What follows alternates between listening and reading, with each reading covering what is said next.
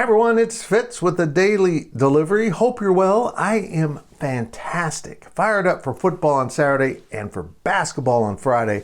Jerome Tang's Kansas State Wildcats with their home opener against Bellarmine, which I thought was one of the houses in the Harry Potter books, but I never read them. I just kind of went to a movie or two.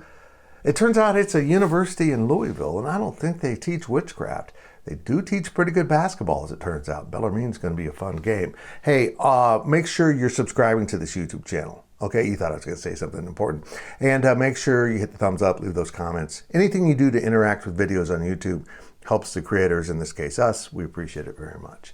On with the DD, and today's is about maybe the most underappreciated person on this Kansas State team. And there has a huge impact on the outcome of games, and yet doesn't get much notoriety. Really is in the shadows of his peers, and we don't talk about him very much. And I'm discussing defensive coordinator Joe Klanderman.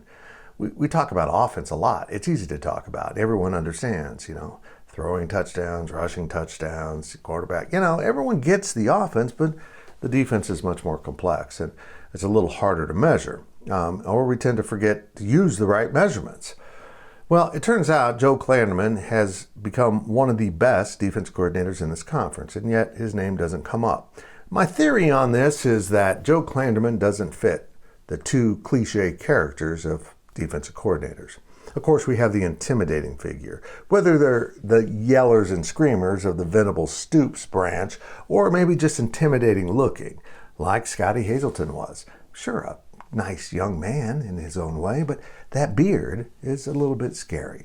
You feel like he's going to kidnap you on his Harley.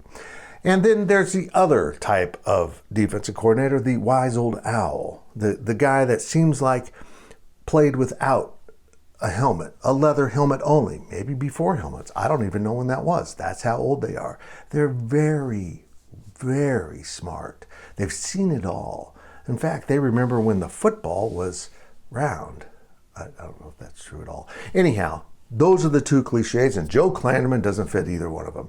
He's this kind of good looking, I don't want to get weird here, he's always well dressed, thanks to his wife, and he's very thoughtful in what he says about his team. He's turned out to be a great defensive coordinator. Now, if you look at the Big 12 stats, Kansas State's defense by yardage is okay. It's above average. It's good.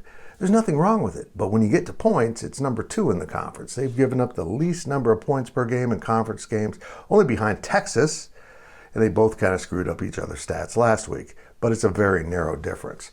And a big reason why is Joe Klanderman understands red zone defense, and in the fact that he has one of the best defenses in not giving up touchdowns in red zone appearances. In fact, K-State's only giving up opposing offenses about 3 possessions a game inside the 20, and then they only score on about 2 out of 3 of those, and about only 1 out of 3 of the scoring ones are actual touchdowns, a lot of field goals. So in the right measurements, Klanderman is absolutely crushing it as K-State's defensive coordinator. But most of all, he's reconstructed a defense that missed a lot of players that are now in the NFL. There were growing pains, but they grew into a bunch of guys that know what mob mentality is all about.